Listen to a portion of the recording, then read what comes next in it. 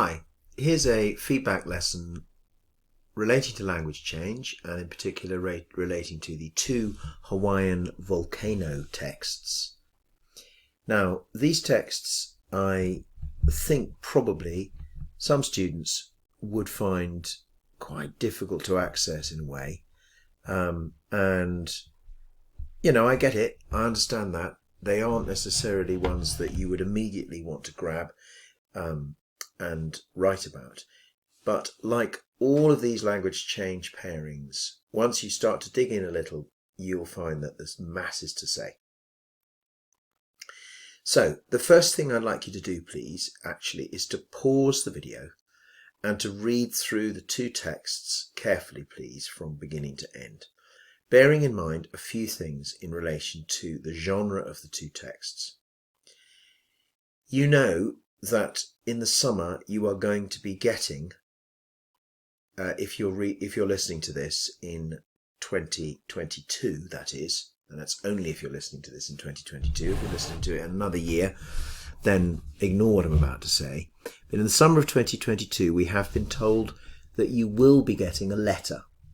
So you need to be thinking about what letters usually have in them. If we're talking about a letter from probably, 50 to 100 to 200 years ago. Letters on the whole can vary enormously in terms of their formality. Yes, these days when we write a letter, we always write a letter. Nearly always write a letter when we are thinking quite formally. You're writing to perhaps as a job application, that type of thing. You might maybe write a letter to a friend these days, and that's really very rare, but I know that it is done, and of course it means a lot to people when they get a letter. But generally speaking, it has that kind of formal ring to it. Now, in 1868, when this text is written, that may or may not be the case. I mean, people only could write to each other or communicate with each other via letter. There was no other way of doing it. And so there is a huge range. This one, I would say, is kind of near the formal end, but it's not nearly as formal as many that you might see from the period. It's formal in the sense that it is writing. This person, this William Hillebrand, is writing to a newspaper and probably wants to come across as reasonably sort of intelligent and knowledgeable, right? So there's a certain amount of informality and a certain amount of formality, and I would say that's a really good thing to write about with the letter format and try to work it out. When you get to this one, which I'd like you to read again, so in a minute, when you feel ready, pause the video. This one, we must notice, has been written by people who are working for the Hawaiian Volcano Observatory. So it's important early on in your answer to talk about the fact that these people know what they are talking about. They are experts. Okay, it says it's an online article, fine. But it's an online article written by by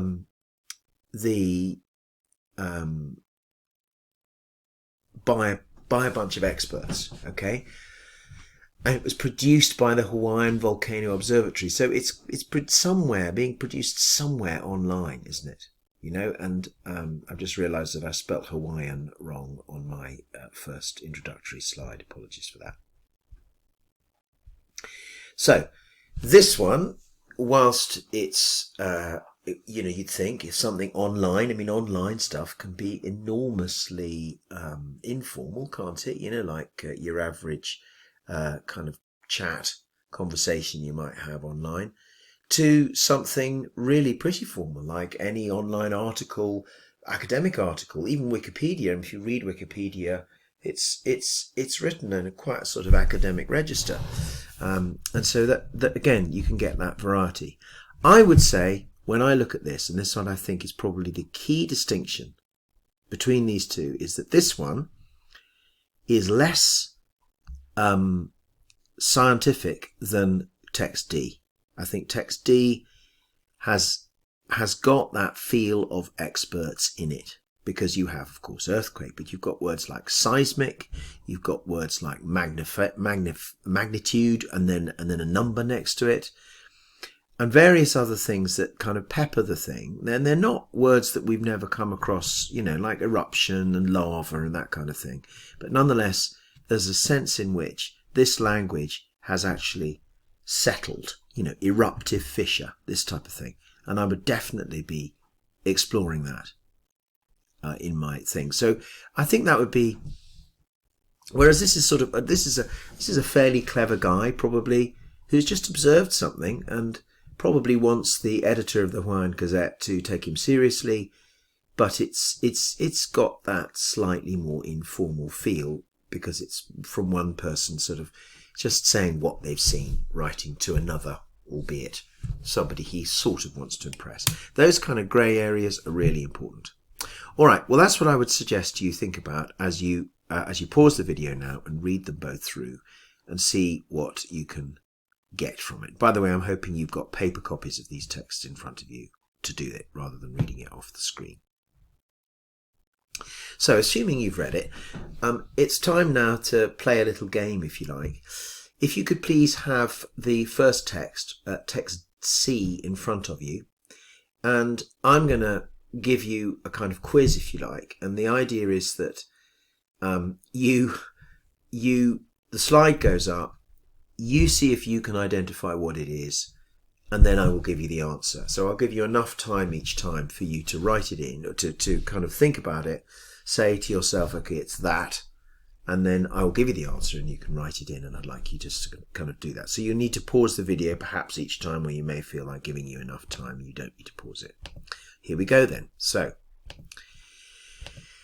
what type of clause is highlighted on the next slide? And the answer to this one is that it is a subordinate clause. It is a non-finite subordinate clause. That's because to make it finite, you would say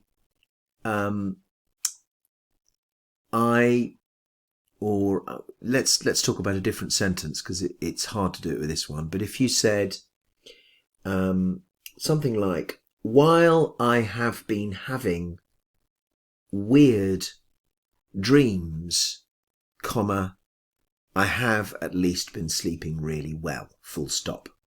Okay? And then you can clip that a bit and make it non-finite. So while I have been having has got the subject after the conjunction, this is, I, and then the auxiliary verb have, another auxiliary verb been, and then the verb that kind of is the most important verb in that, which is having. I have been having weird dreams. Yeah? Different one would be, when I was walking down the street, comma, I tripped over. And we would much more likely say, walking down the street, I tripped over. Walking down the street is a non-finite clause because it doesn't have a subject, I, and it also doesn't have the auxiliary verb, was, you know. So when I was walking down the street, I tripped over. Walking down the street, I tripped over. We often do this business where we cut stuff out and you end up with what we would call a non-finite clause. Non-finite means unfinished. Okay? You see them all over the place. Remember, subordinate clause can also be a dependent clause. Could you just please now pause the video and write that into your actual text? Here's the next one. Write the word class of the highlighted text on the next slide. So obviously you can't, I mean, you could I'd be very happy if you just jotted these down on a bit of paper as you go to see how good you are. All right? Okay? Here we go. So you could put it in pencil if you like and then ink it in if you're correct. The word class is a noun. Whether this is an abstract or a concrete noun, I sort of struggle with a bit. I think it probably is a concrete noun because you could physically experience it even if you couldn't necessarily see it, right? So air, for example, is a concrete noun even though you can't actually see it, and so on. So I think I would say it's not existing as a concept here. So I'd say we'd say concrete noun. I would probably just say noun to be honest. Okay. Write the word class of the highlighted text on the next slide. One word needed. Ready? Fissures. The answer is, well, I didn't write this up. This one here is a noun. Again, I'm not entirely sure whether it is an abstract noun or whether it is a concrete noun. I'm going to say a concrete noun because, again, you'd be able to look down and you'd be able to see the splits in the road, wouldn't you? What is the lexical language change term for the highlighted word on the next slide? One word needed.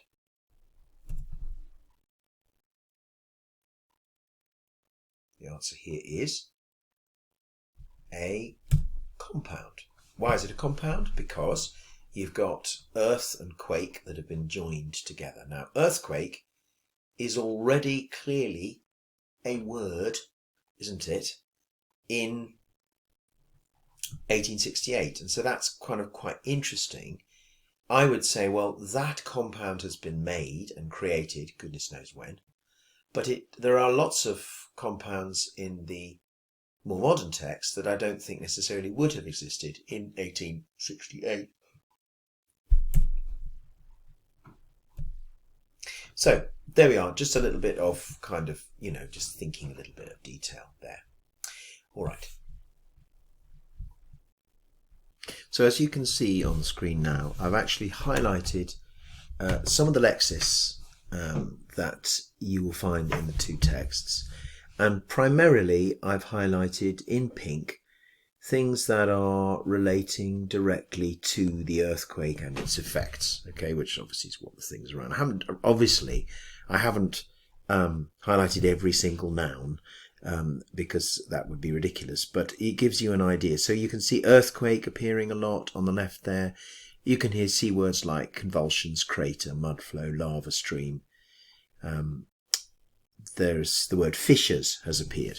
So we can say, can't we, something there about what's in your mind. What can we say about William Hillebrand's knowledge here, writing in 1868? If you then go over to this one, you've got similar words. So you've got earthquake appearing several times all the way through. You've got a slightly more, to my mind, perhaps a slightly more fine-tuned, is it? Eruptive fissure. So that's presumably a fissure that is only relating to an eruption, perhaps. Is that right? However, I would say that when you look at it like this, I mean, if you look at it kind of objectively here, there has been an uptick, as I was saying to you before, in the number of terms that are field specific. Yeah. So we've got words like seismic, magnitude, tsunami, décollement. I don't know if that's how you pronounce it. And then rift zones, which has been repeated twice. So we would therefore say that this is of a more specialist register. Yes, it is. I would not say necessarily more formal, but it probably does have quite a number of low frequency words, low frequency vocabulary within it. If you actually did a survey of how many Latinate words there were in the two, I would suggest probably there are more in the left-hand one, and that's how you would expect it, because, as we know, if we're talking about language change, we're talking about attitudes. This is an age in which how you wrote really mattered. Still, 100 years on from 70 years on from the 18th century, people are still demonstrating how kind of clever they are, how erudite, that's basically a posh word for clever, they are. So you've got words like correspondence and communicated and remarkable and convulsions and so on. I suspect, therefore, there is a pattern there. Over here, the low frequency lexis tends to be that is relating more to the field of earthquakes. And of course, all these place names, which wouldn't come up very often, except unless you were in Hawaii, Okay, so I think that's really what would be the kind of a good chunk of the first part of my answer, which is what I always say, lexis is a really good way in, and all these things in pink. Language change, what would we talk about there? Well, I think I would talk about, for example, magnitude. Presumably magnitude once upon a time just meant great, a kind of great amount. And magnitude has now been semantically, what would we say? Semantically narrowed, don't you think? Or perhaps you could say there's been more, you could say that there's just a semantic shift gone on there. I think the other things that when we're really getting stuck in now to Lexis, well, we've got the compounds earthquake, haven't we, in the first one? But look at this one here. We've got mud flow. Mud flow is 2 words. Over here, over time, mud flow seems to have become mudslide and seems to have then compounded. Tsunami, I would suggest almost certainly is a borrowing. Yes, and it's a borrowing that's come, I'm just going to guess again, from sort of monsoon areas. So we're not talking about kind of Western Europe where we are. This is probably areas where large volcanic activity gives rise to tsunamis, possibly, as I say, tropical areas, these kinds of things, where there's lots of volcanoes, or possibly where there is things like extreme weather, hurricanes, that kind of thing. I'm not a great expert. I don't do geography, but that's what I'm suggesting. I don't think it's an English origin word. I'm going to make a rough guess that it might be sort of somewhere sort of South Pacific type of thing, Indonesian.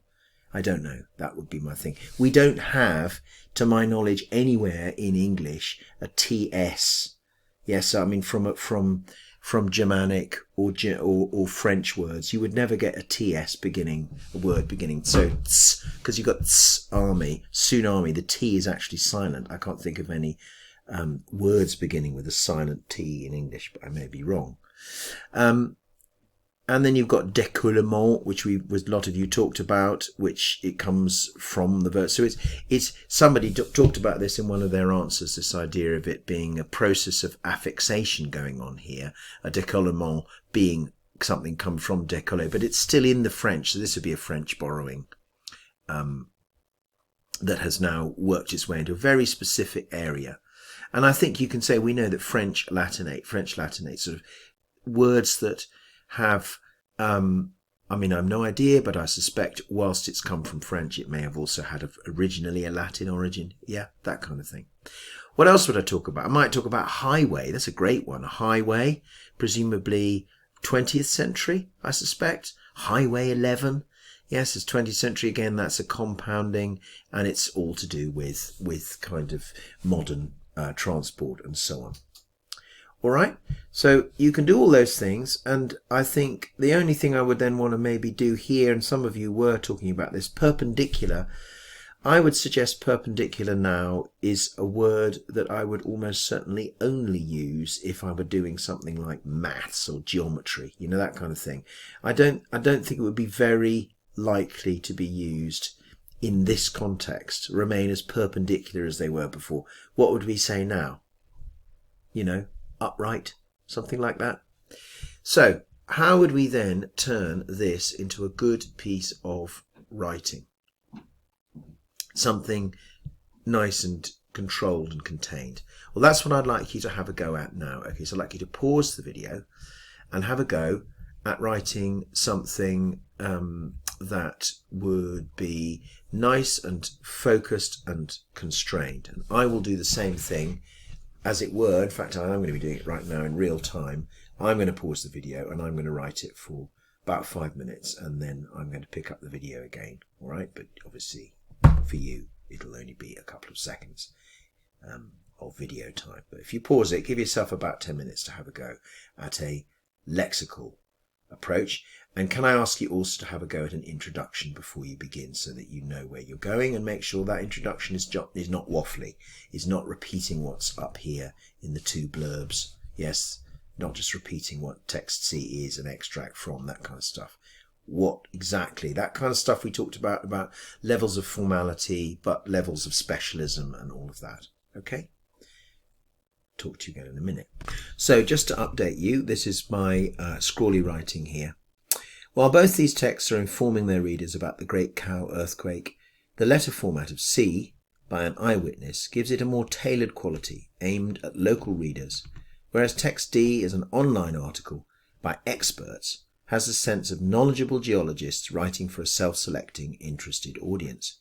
In terms of change, the letter contains the formality of its more prescriptivist age, but less of the jargon of text D. Hopefully you will agree that I've kind of pinned down most of what you need there in terms of framing my discussion. I've got the words, as you can see here, the words formality, so they know, the examiner, that I'm going to be writing about formality. I've got words like jargon, I've got words like prescriptivist, I've got words like change. So it is a change discussion, but I'm also thinking a lot about the context. I'm talking about, the idea of local readers, knowledgeable geologists, self-selecting, interested audience. That's the audience that just comes to a web page like that because of their own interest. Yeah? All right, so pause the video if you, again, now perhaps, check your, if you want to, check what you've done for your lexical paragraph, or if, yeah, I'm going to write the lexical paragraph now, so I don't know if you've checked back in with me or not, but have a go if you haven't done it yet. So, I don't know how long you've spent on this. This is the kind of amount that I would suggest for a section on Lexis, or a first section on Lexis. So I would then, I think, go on and do more, maybe moving more towards semantics rather than Lexis, which I'll talk about in a sec. So, lexically speaking, both texts contain words that are field-specific, such as the compound noun earthquake and the concrete noun fissures. Arguably, however, text D's language is more technical. The adjective seismic, for example, is from seismology, which defines the field. Borrowings like tsunami, which contains a silent T, not seen in English on the whole, and the French word décollement are precise terms that suggest that geology has evolved as a field over 150 years. Whereas in text C, a word like convulsion seems more appropriate to a human body in an involuntary fit. This reflects the way it is designed to engage and even perhaps shock the readers of the letter and to personify the earthquake for them. All right? So maybe you could go on and do the next bit. But what I would, I think, go on and do now, probably, is a sort of semantically speaking paragraph. I would discuss things like, I think, some of the new words that have come in. Do I mean semantically? I mean more like neologism, a neologism type paragraph. So I would be interested in probably highway. I'm probably interested in mudslide, and in this text I would work that off words like earthquake, of course, which I've talked about, but mudflow and this idea that of the process of compounding. Yeah, so that's how I would probably go on with my lexical paragraph personally. The one that I want to do now, though, so let's just sort of imagine that that's happened now. Yes, so we're talking about neologisms, process of compounding, and so on would be my next section. It kind of links on to the one I've got. I'm going to change colour now, very exciting, to blue, and I'm going to talk more now about general levels of formality. Okay, so give me a second and I'll highlight a few things. Okay, so have a look at what I've highlighted here in text C in blue. Were caused, was overturned, is rent, have been detached, is shown. Do you know what I'm looking at there? What about if I went over to here? Were bounced, were destroyed. Okay, well, you probably got it. I'm interested here in passive voice, and I'm going to use that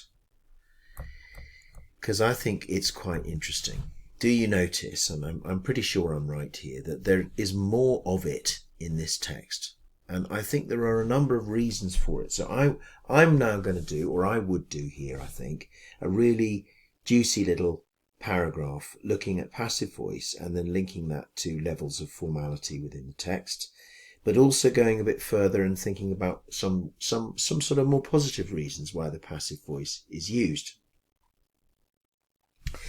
In my feedback to you in the exam feedback, a lot of you, I have dealt with this idea of the way in which this particular one here is constructed. A heavy bookcase in the Reverend T. Cohn's library, holding that relation to the wave itself is quite a sort of old-fashioned form of syntax. Holding that relation to the wave, i.e., it was angled at the way the waves of energy came under the kind of ground towards it, was overturned, passive voice. Okay, while another heavy case filled with shells and minerals which stood parallel to it remained standing. So was overturned. Is rent, have been detached, is shown. So one of the things we can say about that definitely is that it has that kind of feeling of a slightly stuffy sense of formality. All right, so that was one reason to use the passive voice. It's used here as well, though. And here it's used, interestingly, in probably what is one of the most colloquial and therefore kind of informal elements to the whole of text D, although text D is generally, as I've said, less formal but more specialist. That's my line on it. Were bounced like balls from shaking that went on for several minutes. Were bounced. Now, this, however, I think is doing something else. Remember that the passive voice enables you to take the person who is being acted upon rather than the active agent and put them at the front of the sentence. And so we get this sort of rather colourful and more colloquial feel to the writing there, and give I suppose therefore a sense for me of the incredible power of the volcano. Yes, of the earthquake. Whereas the earthquake following the volcano, sorry, I should be more specific on that. Whereas here, I think it's doing a similar thing, but it's also genuinely more formal. So a heavy bookcase in the Reverend T. Cohn's library, I think that's put at the front partially because he knows that his readers will go, ooh, Reverend T. Cohn. You know, they will, this is what we would call kind of shared knowledge, isn't it? The readers, who I presume are kind of mostly educated people of his sort of class. William Hildebrand, you know, he doesn't sound like a native, member of the kind of native people of Hawaii, to my mind. This is a sort of a visitor from somewhere from the West, probably from Britain, isn't it? So he's writing for other people who are resident there, writing the Hawaiian Gazette and reading stuff that each other has written. And so they would probably know who the Reverend T. Cohn was. So heavy bookcase in the Reverend T. Cohn's library, holding that relation to the wave. So that's that would be a relative clause there. Okay, so we've got embedding going on here. Useful, even though it's a bit heavy, because it's holding that relation to the wave. It's being specific and precise. As I've said, he is trying to be as authoritative as he can in the context, holding that relation to the wave. So I'd say there's got a sense of, definitely a sense of formality, angled the same way or angled the wrong way or something like that, we'd say now. Was overturned. Well, this allows the heavy bookcase in the Reverend T. Cohn's library to become the passive subject of the sentence, and it becomes therefore the most important part, a bookcase really, rather than the wave of energy itself. And then it goes on, while another heavy case filled with shells, so the heavy case then post-modified with filled with shells and minerals. These tiny little details relating to the Reverend Cohn's kind of household give a sense of the colour, I suppose, and of the sort of, metaphorically, colour of the place, of the quake, which stood parallel to it. Another relative clause, slightly less stuffy and formal, remains standing. Okay, so there, I think it adds formality, but I think it is also designed to bring to the fore, to front, if you like, an important detail that is more important to him and to his readers than the quake itself. And so I think I could have fun with that. And I've already talked about it here. Generally speaking,